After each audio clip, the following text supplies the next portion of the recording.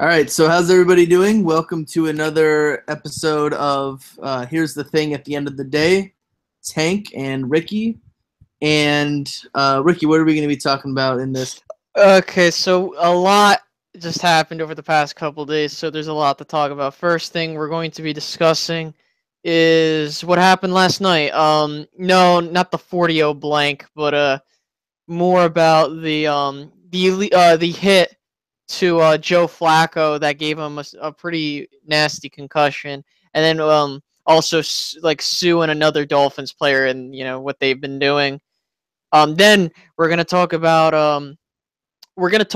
the Eagles. Well, not necessarily just the Eagles, but coronating teams mid-season and why you shouldn't really do that or whatever that may be. And finally, we're going to leave it off to it. It's going to be kind of a mixed political slash sports discussion with Bob McNair's comments, which we will get to later on. So let's go ahead and get right into it. Exactly. So do you want to talk about the coronation of 6-1 or the coronation of either like the best ranked football team at this point in the season? Okay, yeah, and look, as a Cowboys fan, I'm not trying to be biased in any means, but this is a very serious topic because the problem is that the Eagles have not had a decent track record as of recent when it comes to starting off hot. I mean, yeah, they're 6-1. I'm not taking anything away from them. They're obviously playing top-notch football, but at the end of the day, but You can't say this without acting like a giant douchebag.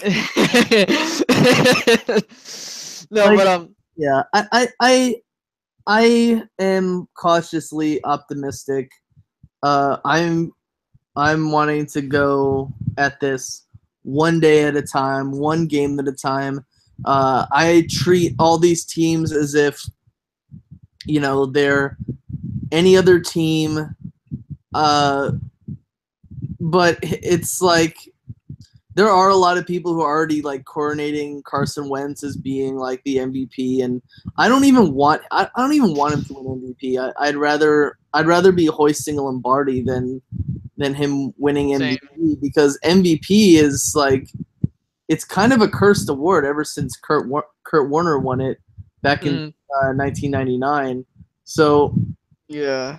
I I just would rather I would rather I would rather just win these games right now and then worry about what our record is going to be later.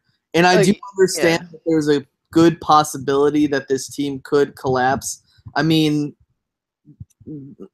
I mean, Eagles fans really haven't felt this way since the early 2000s, from like 2000 to 2004, where they'd win like 11 to 12 games, 11 to 13 win their games a season.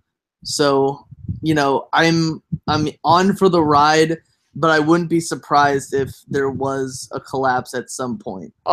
Yeah, so here's my problem is that when it comes to coordinating a team, and obviously, look, um, and like I said, I wanted to put, just, I'll make people aware that, take what I say as with a grain of salt to a T, because, see, with the Cowboys, they clearly have had, over the last two seasons, two 12-plus win seasons, over the last three, yeah, of course, that huge collapse in 2015 thanks to a multitude of reasons. But at the end, what ends up happening is that the problem is the Eagles don't have a really good track record.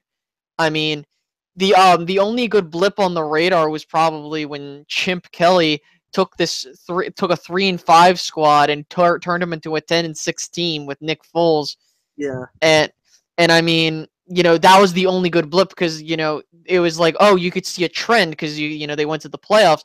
But outside of that year, I mean, it's been, they start off 9-3, and you have the division in your hand, and in the last 4 weeks you collapse, lose three straight, and you end up winning the last game, sitting at 10-6. But that meant nothing because you needed an 11-5 record to make the playoffs, We needed a 12-4 record or 12, whatever. But because the Lions had a better. The reason why, like, I find that this team is different than that than that 2014 team is just because of the fact that that last stretch was a more difficult stretch than we have right now, and the fact that at a certain point in time we might not be 9-3. I think there's a possibility the team could be 10-2 at that plateau. Let's But the Seahawks were the defending Super Bowl champions and they were the NFC champions. The Cowboys were really good. And at the end, that the Redskins and Giants game at the very end, it didn't really matter because we would have had to hope that the Lions would collapse too. Yes, yeah, but like looking at their schedule, so realistically, if God forbid, there is an epic collapse of epic proportions against San Francisco, which you guys should easily win this game. You're sitting at 7-1. I will say this: this game, and you're gonna live through it. There's gonna be a storm, and it's gonna hit. And I believe it's gonna hit at around Sunday. Yeah. No. The weather's been changing, so I don't know what it's gonna be like in Philly. Well, I'm going to the Washington. So Washington, it's gonna rain early in the morning, but then just like drizzle. So, anywho, it's gonna rain on the East Coast. Are you saying that it's gonna be it's gonna be gone by the time? Yeah.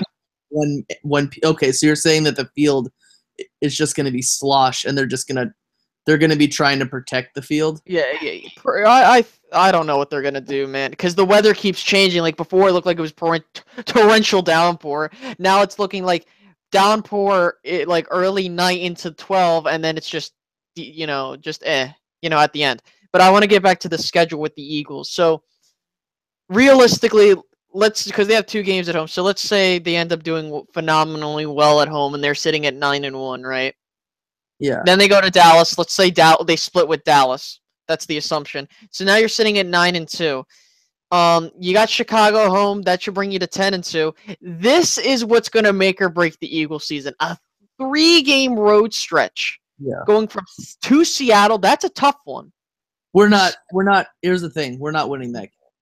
Well, then you got to go to Los Angeles.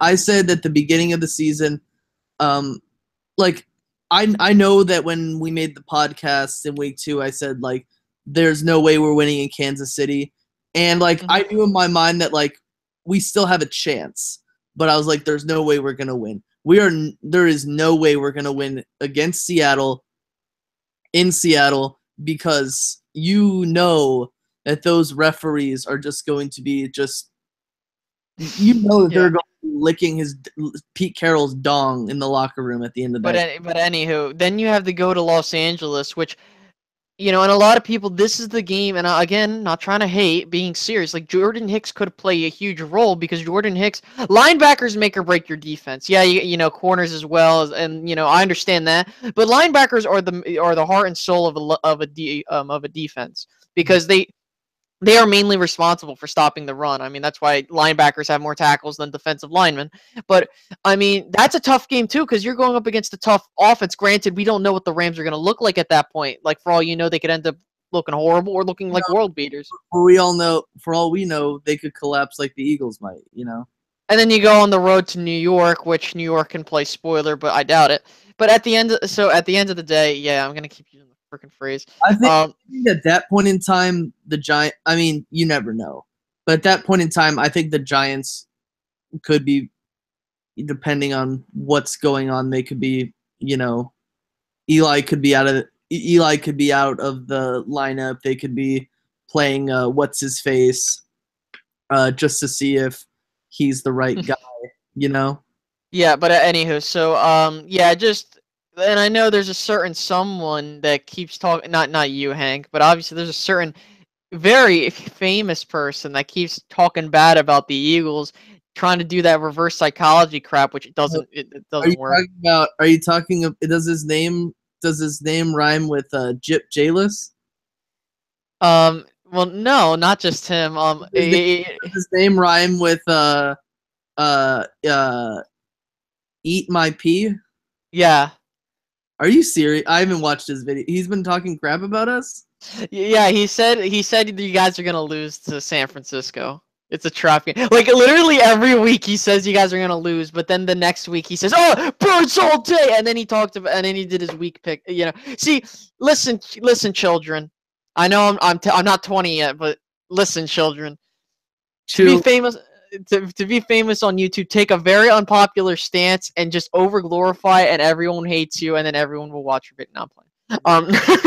But no, in all seriousness though, just to wrap up this topic, never coronate a team this early. I mean, they were doing it with the Eagles last year when they were 3-0, and look what happened. They did it with the Eagles in 2014. Again, I'm not trying to say that they can't win out or do a good like 12-4, 13-3 season. It's just that, you know, the Cowboys sitting at 3-3, a lot of people think that they're out of it, but if the Cowboys beat the Redskins, which is a decent possibility, and let's say the Eagles lose, Cowboys are a game and a half. They would be like a game and a half behind me. I don't know. I can't math. The Cowboys would be 4-3. The Eagles would be 6-2. So yeah, but the point being is that you cannot get too complacent because that stuff will hurt you later on. So let's move on to the Thursday Night Football matchup, which showcased probably one of the most. Oh my god, I could not believe when I saw this live. Like, it was horrible. So for those that are unaware, Joe Flacco got concussed by Kiko Alonso as he was going to slide, and it looked bad. Like, his helmet flew off and everything. He looked completely dazed. It did look really bad. Like, but I felt bad. So a lot of people were upset why they didn't suspend Kiko, or why they didn't do anything other than the 15-yard penalty. All I'm gonna say is that yeah, the sliding rule. The problem is, and I'm not trying to necessarily, defend Kiko Alonso, but in all seriousness though, like you like it, because when you have momentum. Right, like people think that it's so easy to stop. It really isn't. When you're going full force, it didn't look like he was going to intentionally hit him in the head. To be clear, he looked like what he anticipated was that he was going to slide a second earlier, so he would just fly over top of him. Yeah. Well, the instant replay looks way worse than the actual play was, just because. Just because when you look at it, when Joe Flacco slides, Kiko Alonso is like 4 yards before he starts his tackle. But it seemed like Kiko was trying to avoid Flacco's head, but you can't really avoid anything if you are falling and reaching terminal velocity, hitting the ground. Yeah, exactly. I thought to myself, look, like, I think we both would be upset if that happened to Wentz or that happened to Dak. We'd probably be screaming at the screen, but of course, we got the two GOATs behind him, Cooper Rush and Nick Foles, championship. But I look at that, and any Ravens fan, can get upset about that. But you saw what I posted on Twitter, right? Yeah. I think I even liked that post because. So there was a preseason game between the Eagles and the Ravens back in 2015, back when we were the preseason champions of 2015. We were playing a preseason game against the Ravens. Sam Bradford. I guess there's a rule in the NFL where if you're playing the read option and you hand it off, even if you do hand it off, you could still be elected to get hit by the edge rusher. And, Sam Bradford hands the ball off to DeMarco Murray. DeMarco Murray runs up the middle, and then about a second and a half after he releases the ball, Terrell Suggs wraps him up by the legs and throws him down to the ground, and it's called unnecessary roughness. And this call was deemed like afterwards, not a dirty hit or not a dirty move. And Yeah, I'm yeah, yeah. like, even like I even had this disagreement with Josh too, that it was that, and he said, it's not a dirty move because he didn't mean to, and you are allowed to do that, but there's absolutely no reason to do something like that during a preseason game. Yeah, A exactly. preseason game. Like Like, I will say this because you bring up the whole dirty hit thing.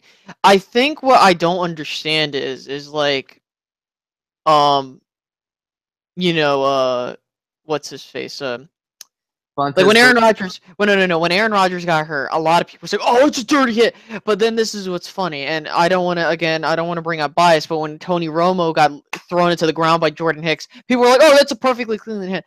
Obviously, a bias against certain or in favor of certain teams plays a factor in what people think is a dirty hit or not. And I definitely thought that the hit on Sam Bradford when I saw that was a dirty hit because he clearly was going at his knees.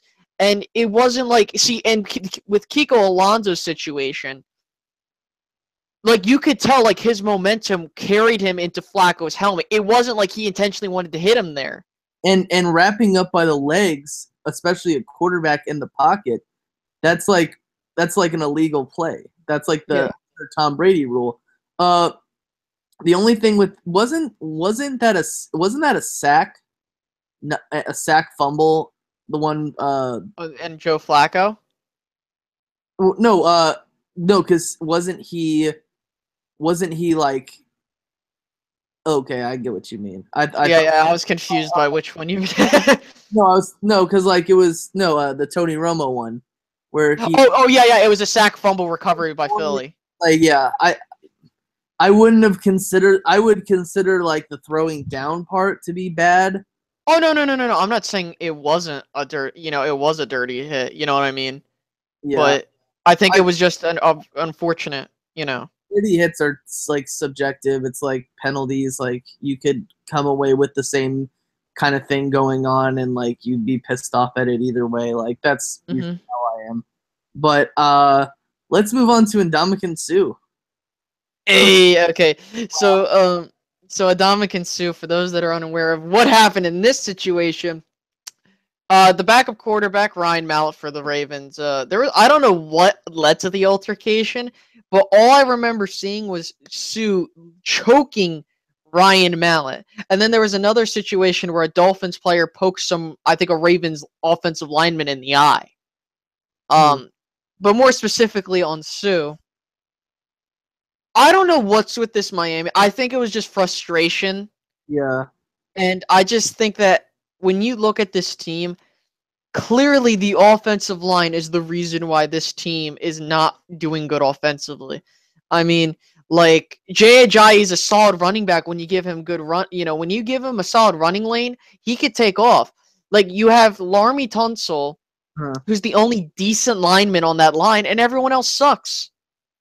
Yeah, yeah. I could like see like a lot of frustration on the. I mean, Miami couldn't run the ball. That cat had more rushing yards than Jay Ajayi was able to have. Yeah, I should have played him. I mean, yeah, the cat. Uh, it like you're on your third quarterback, you know, because of Ryan Tannehill's injury and Jay Cutler's injury, which Hmm. it's funny because Matt Moore got brought into the last game and helped the Dolphins beat the Jets. Granted, that game was at home.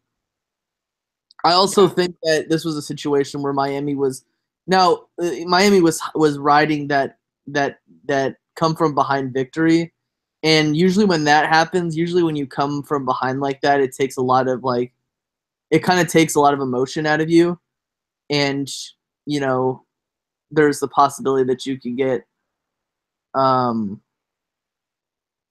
where you can definitely, how do you say it? You could definitely look forward to getting an upset or uh, Yeah.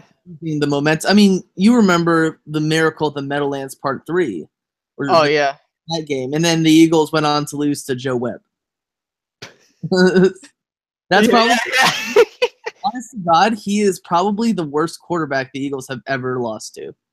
Well, if you lose to CJ Beathard, then I would still give it to Joe Webb. But you know, I don't really have any much to say, but I do want to talk about another topic. I want to divert this back to the Eagles because this is something that I've been seeing throughout the Eagles YouTube community. Not you saying, well, you say the opposite of what I'm about to say.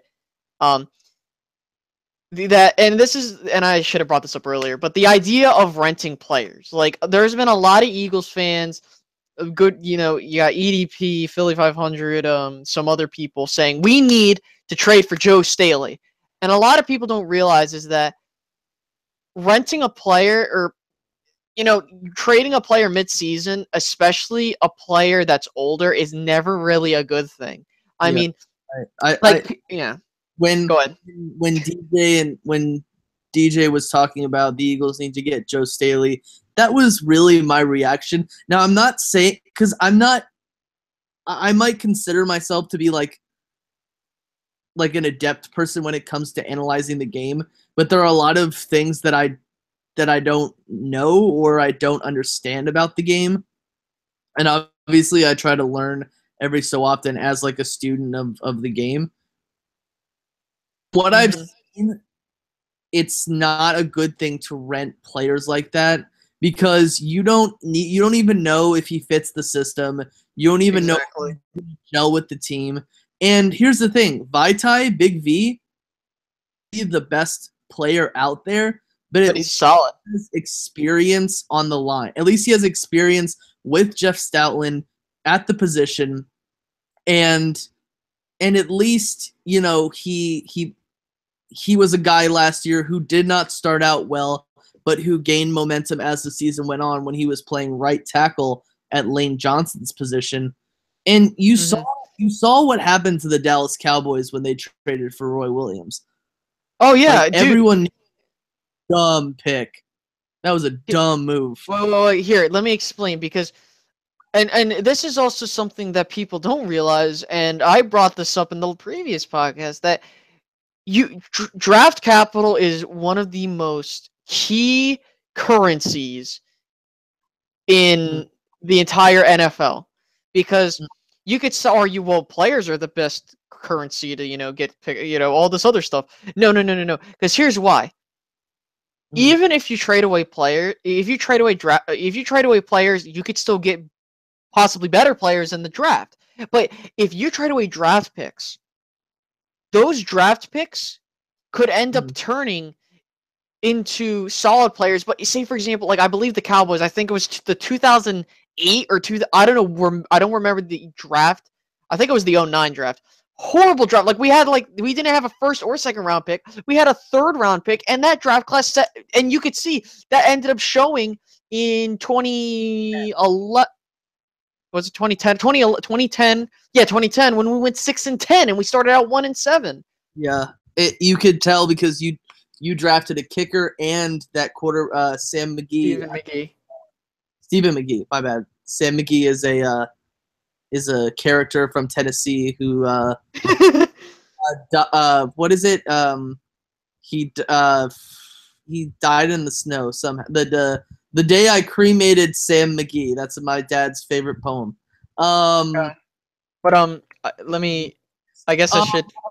But that was a horrible draft for you, and it set you back all the way till really 2014. You were unable to get past that 8-8 record. And not only that, you got to keep in mind that the Cowboys, outside of the hiccup with Morris Claiborne, drafted phenomenally in the first round, and it shows you that in the 2016 draft, it took the Cowboys over the top.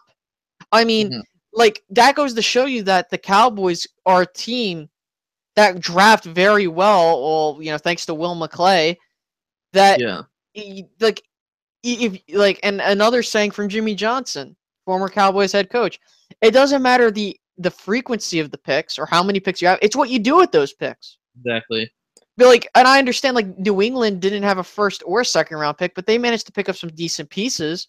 Yeah. And like with the Eagles, let's say I'm assuming that the 49ers are looking probably for a first or second round pick. Let's say it's a first round pick. I don't. I thought they were looking for like a fourth. I know, but let's just say let's say that how So I'd still want that fourth round pick. exactly like for example, unless we were trying to draft like a 5'8", 180-pound running back. Dump.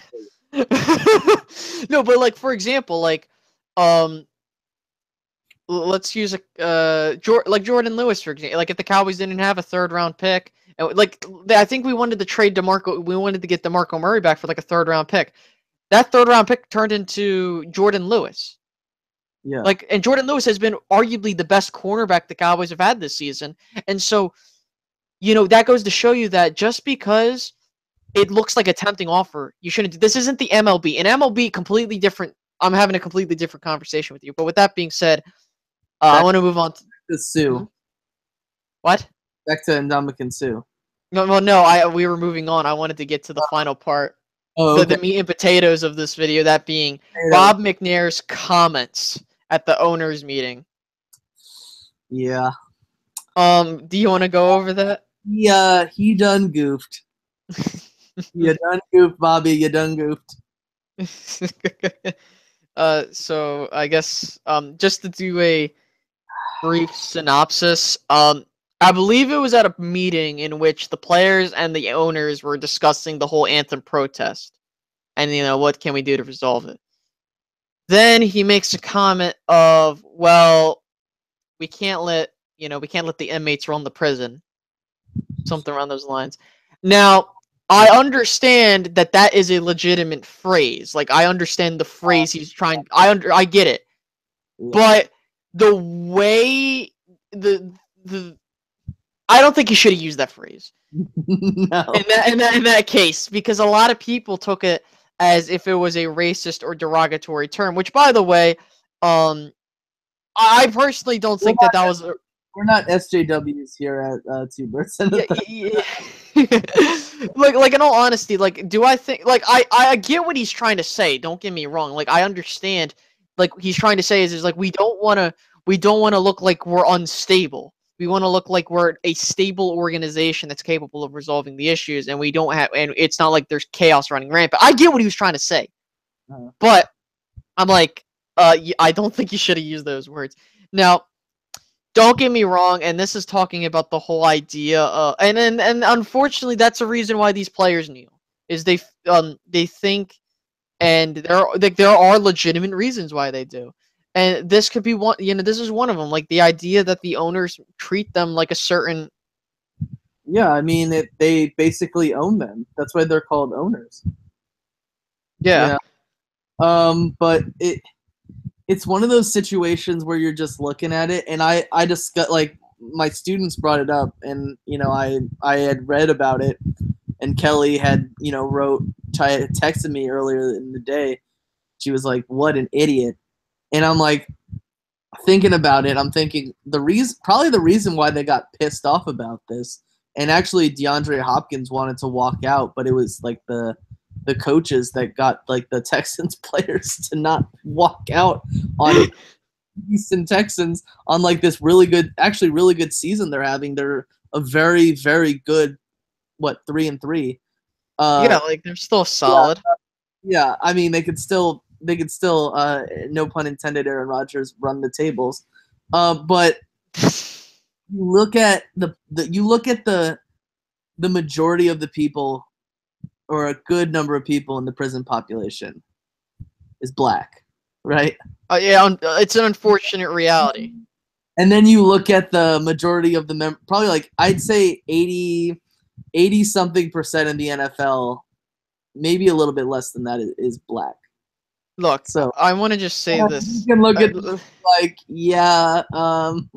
See, I now listen. If you're looking now, the NFL isn't a public government-run organization, because if they were now look, if the whole fiasco with them not saying that they can't protest was going on and they were a public organization, they would obviously be cracked down right now, because if it's a public organization, they're subject to that. But here's my thing. Since the NFL is a private entity, right? I may disagree with what they stand on, right? But here's the thing. They're a private company.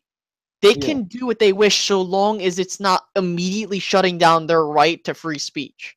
Like, if they say, like, you cannot say or have said opinion, like, you have to have this certain opinion, that's a violation of free speech. They can't do that. Okay, I can understand that. But they are an employer. They have a reputation. And obviously, that is different from, again, the whole Zeke Elliott situation, which is a completely situation in its entirety. But look. Well, it's a little bit different than this, because in that situation, you have a possible situation where you have an organization that could potentially be screwing a guy over for whatever reason. And then this situation where, it seems like with the players and the owners, like the majority of the owners in this league, I think that they are just as much upset. I think they're more upset that there's a. I think they're more upset that people aren't watching them than like that the ratings are dropping than it is that that people are protesting the national anthem. Yeah, I look, obviously there's a huge situation with the president, and whether you agree with what he does or disagrees, all I'm going to say is this, like, the problem that I have nowadays is that we've reached, and I'm looking at arguments, and not online, because I take those with extreme grains of salt, because I'm like, it's just the internet, they're not talking face, because I guarantee you that if you said that to someone's face, completely different reaction. But look, I don't know if I told you, I don't know if I talked to you about this, but I went to a debate. It was a debate between where I go, Rowan University. We have a Democratic club and we have a Republican club. So I just wanted to hear what each side had. What I want to hear is, I want to hear new, unique ideas, not the same reiterated crap.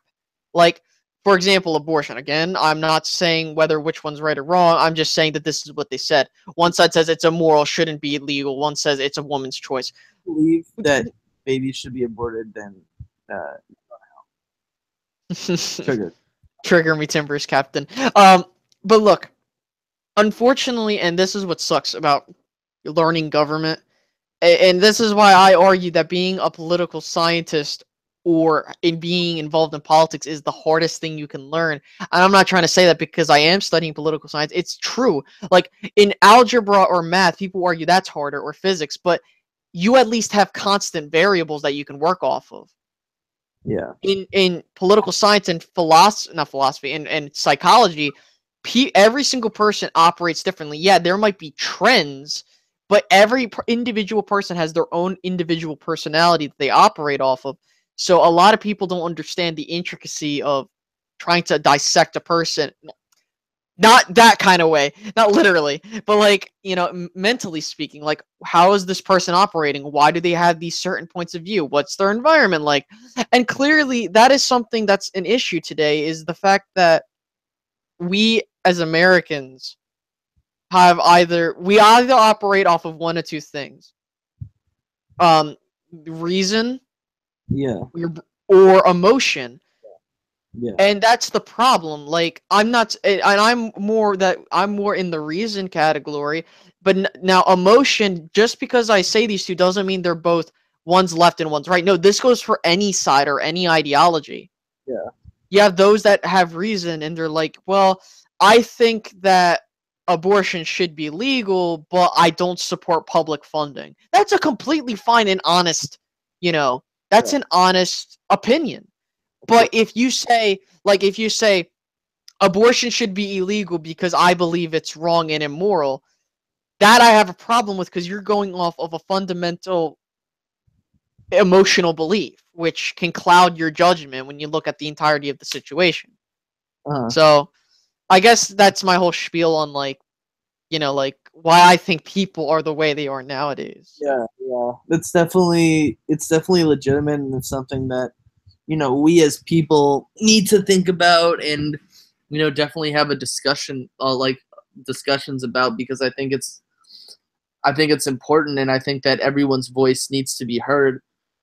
Um, I just think that the issue at hand, whether you think this is an issue or you don't think it's an issue, it's something that needs to be solved, because, like I said, even though I mean, not like I said, but even though I said that this has to be like a discussion we make, it's also kind of wearing on me in the fact that I don't really I don't really mind the situation, but I'm a football fan and I want to watch football, and I don't know, it I just don't it just the protest just doesn't matter to me. And I feel like now that I feel like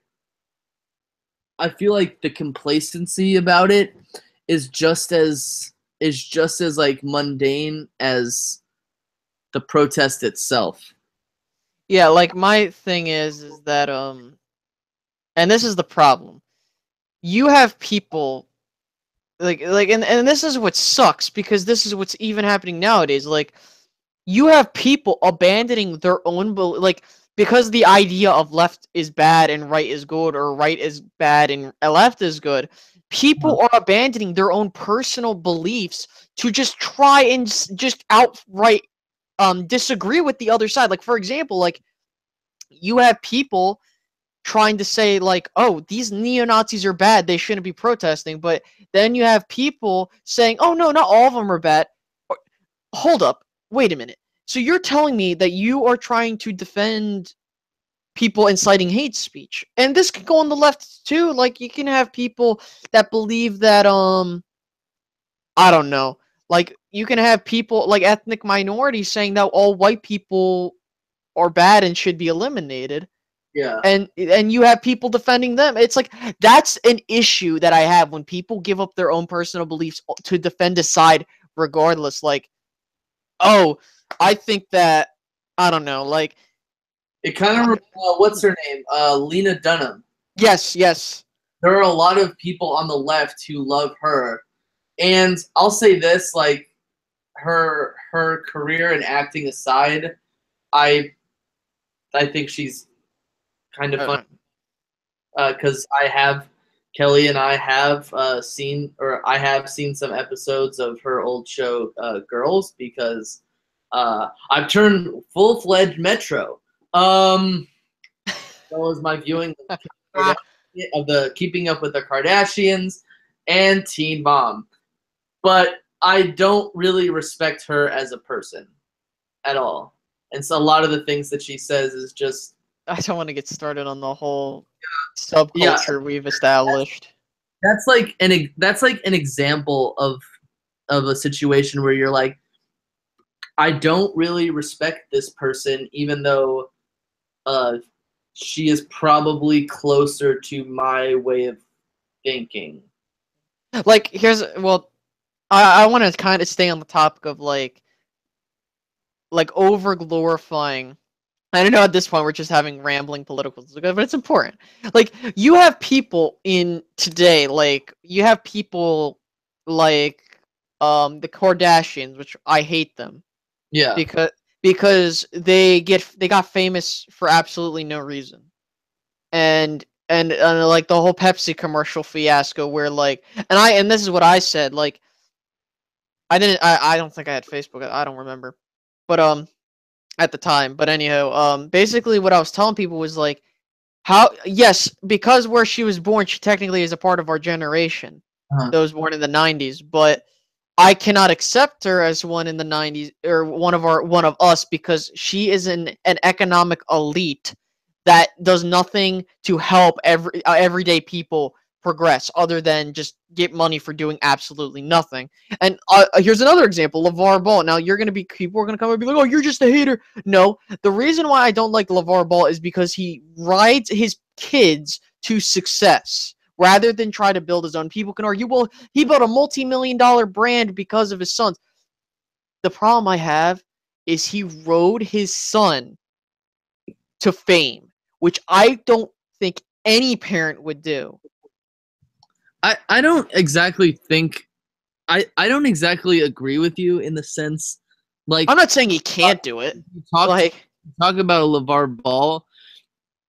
I don't exactly think he rode his kid to success, but I do think that at a certain point in time, Lonzo just needs to stand up and be like, yo, Dad, like, I know that you care about me and I know that you care about my career, but you're not doing me any justice. Yeah, exactly. That should have been a... When it comes to marketing a brand, I think that LeVar Ball definitely cares about Lonzo and LaMelo and whatever the hell the other brother's name is. LiAngelo. I don't know where they come up with these names. I'm sorry. Couldn't you just have named him like Steve or something like that? Steve Ball. You're a racist. But in a certain sense, I think that he's gonna need to take a step back and just let his sons like run their own show, because he's doing more. Because I feel like people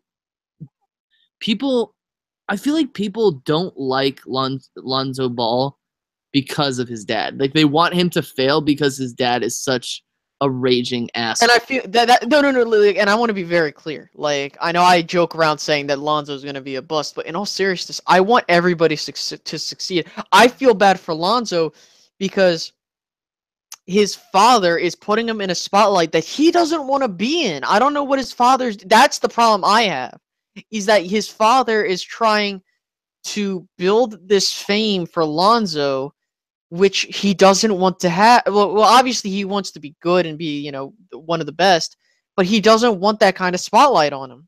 Mm-hmm. Speaking of which, I gotta say, there was a solo home run by the Astros, and they take the lead in the bottom of the second, 1-0. Yeet. But go Astros. I just want, like, it's just that sports is like a vicious thing in certain aspects where, you know,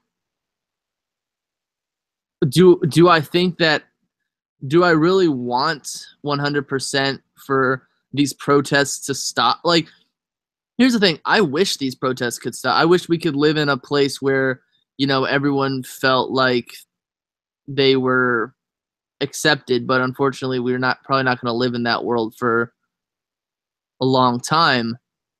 But I mean, I wish the protests could stop just because well, it is football. But I'm kind of like switched off to them now as much. And then and unfortunately the whole situation in Spain with the whole independence movement and all this other stuff, that's a completely other it's so complicated.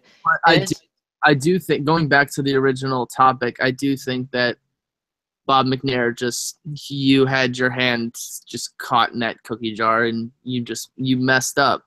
It kind of reminds me of what's his name? Sterling. What was his name? It began with an R, right? Robert Sterling. That's what yeah, Robert Sterling. Is it Robert Sterling?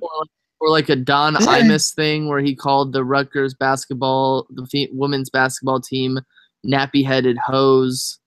It's just like one of those things. Like it's Donald Sterling. Donald Sterling. Ironically, but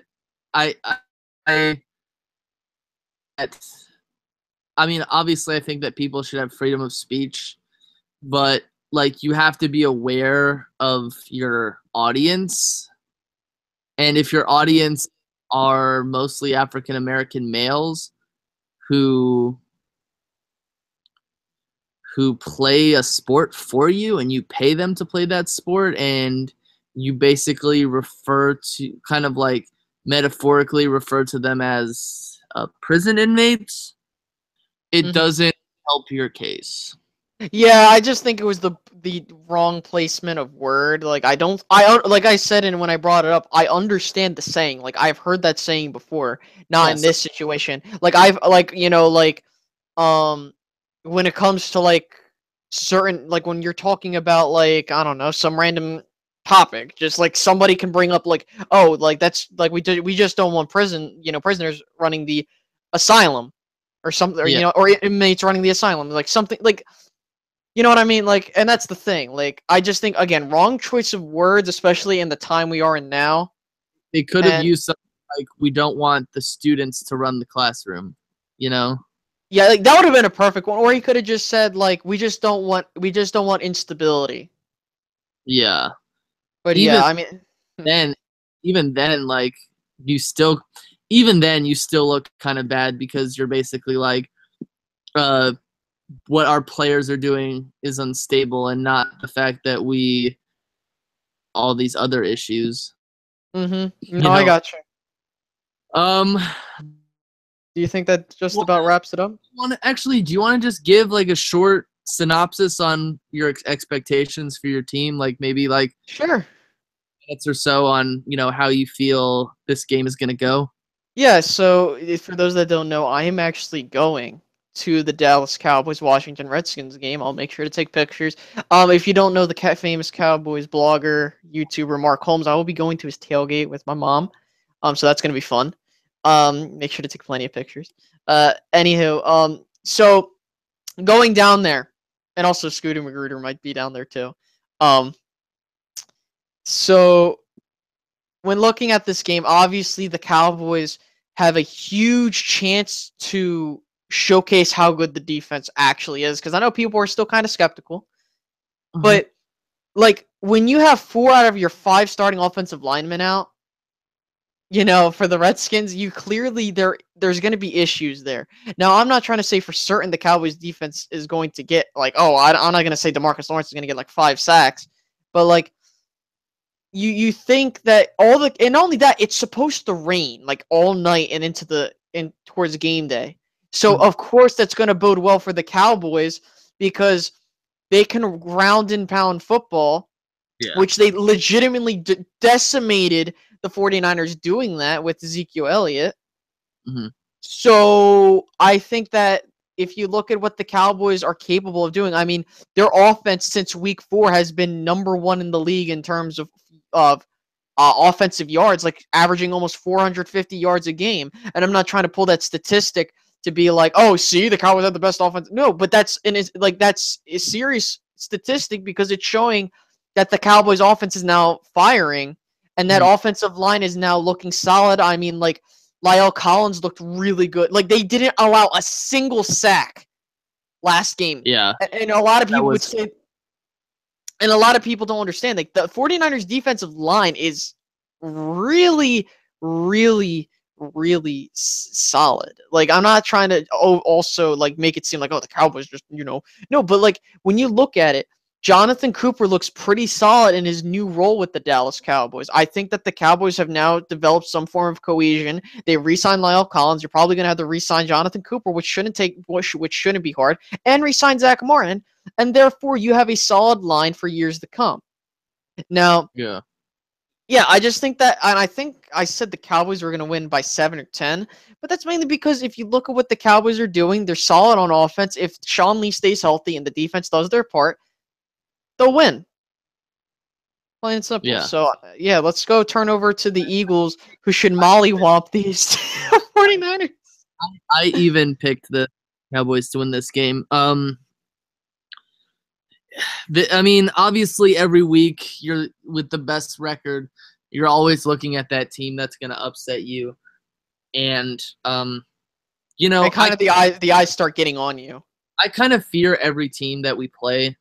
Um, Obviously, fear bad teams more than I fear good teams. Like I just feel like I feel like if you go out there and you lose to a good team or a great team or a decent team, then I'm Mm-hmm. not as pissed off. But if you lose to like a team with no wins, dude, you're gonna be the butt of everyone's jokes for the rest of the year.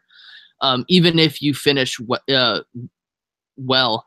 Obviously, it's not as Well, it's not as big of a deal if you lose late to like one of those teams late in the season, because obviously we've only had one 0-16 team since the 16 game schedule came out. But it just looks bad if you lose to that team. So just don't lose. And yeah, I hope that the weather doesn't come into that much play here, that Doug Peterson sticks with the run. Obviously the keys to the game every week for me is always run the football, is always don't make mistakes on offense, and stop them where they are. One of the things that does kind of impress me about the 49ers is their running game. The running game is obviously the best part of their offense, and probably the defensive line is the best part of their whole team. But, you just got to hope that you got Vaitai in there doing his thing, and you have I think Kendricks is playing as well. I think they're going to have Najee Good play. Who's going to be playing at what position at the line? I think, yeah. But I think this is going to be a relatively close game that the Eagles just barely come. I think it's going to be like around a 10-point win. I'm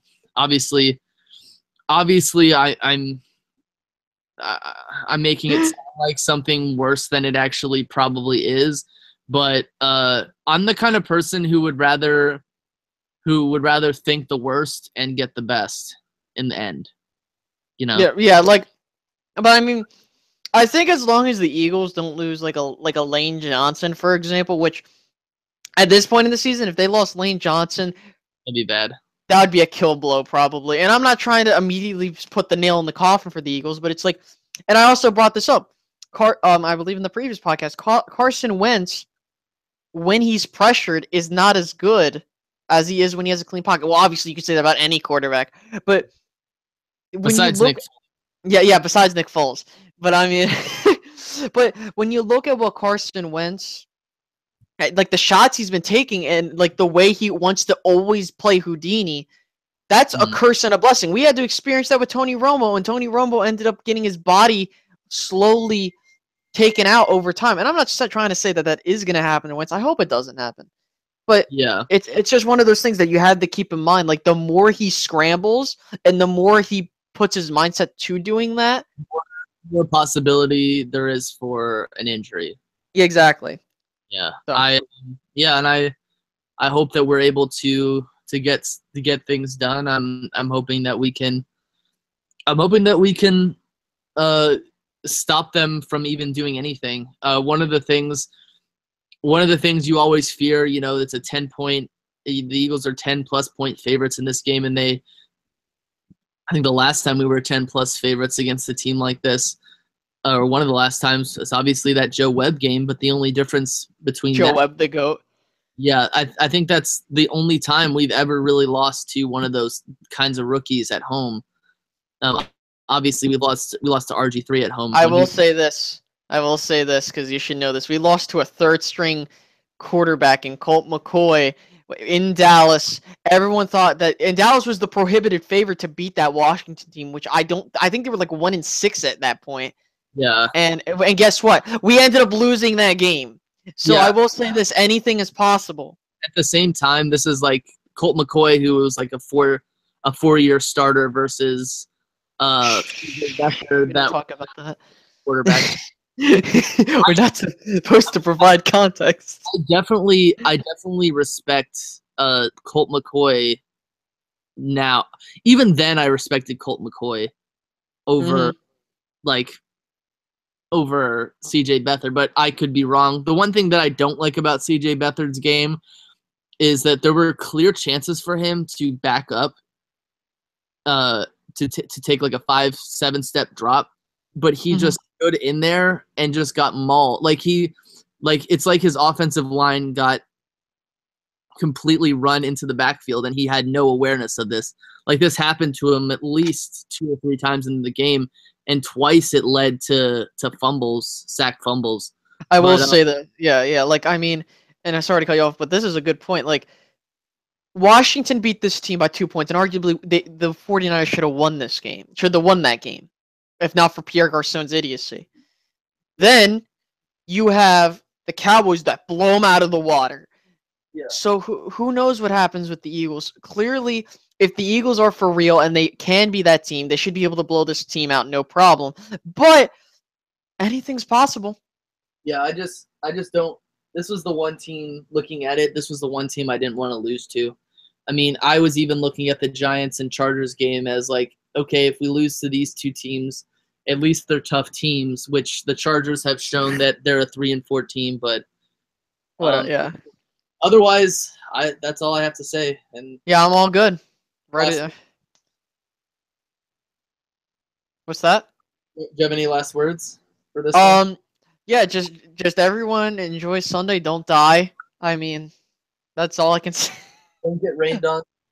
Yeah, exactly. Yeah, so I can't wait to wrap it up this week. I think it's going to be an interesting week. Yeah, I definitely do too. And there are definitely some marquee matchups, and we're gonna see how everything is able to shape up in this league. Yeah. But everyone, I hope you guys have a good rest of your night.